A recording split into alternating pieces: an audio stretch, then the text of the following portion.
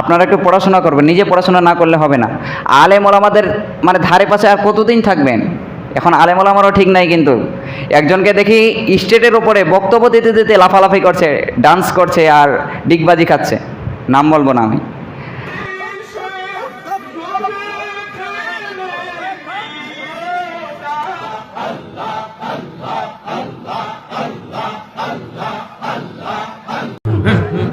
এই তাহিরির পাগল মন পাইতে তোমার দর্শন, খুঁজতে খুঁজতে এই তাহিরির গেল যে বেলা, মাশাআল্লাহ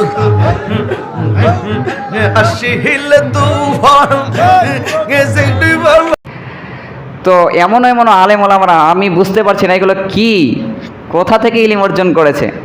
আপনি নিজে পড়াশোনা করেন, যেটা হাদিসের মধ্যে পাবেন, কোরআনের মধ্যে পাবেন, নিজে মেনে চলার চেষ্টা করবেন। হ্যাঁ, এটাই আমি বলে আমার বক্তব্য শেষ করছি। শেষে এটাই আমি বলবো যে ইলম অর্জন করুন। তলাবুল ইলমি ফারিজাতুন আলা কুল্লি মুসলিমিন, যে প্রত্যেকটা মানুষকে ইলম অর্জন করা ফরজ, এটা মনে রাখবেন। নামাজ কায়েম করা যেমন ফরজ, ইলম অর্জন করাও ফরজ।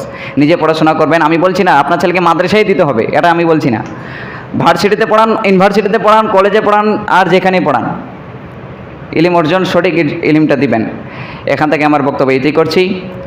বলার মাধ্যমে যদি কোনো ভুল ত্রুটি হয়ে থাকে, ভাই নিজের ভাই মনে করে, ছেলে মনে করে মাফ করবেন। আমার জন্য দোয়া করবেন, ইনশাআল্লাহ আমি আপনাদের জন্য দোয়া করব। এখান থেকে আমার বক্তব্য এটাই করছি। আসসালামু আলাইকুম ওয়া রাহমাতুল্লাহি ওয়া বারাকাতুহু।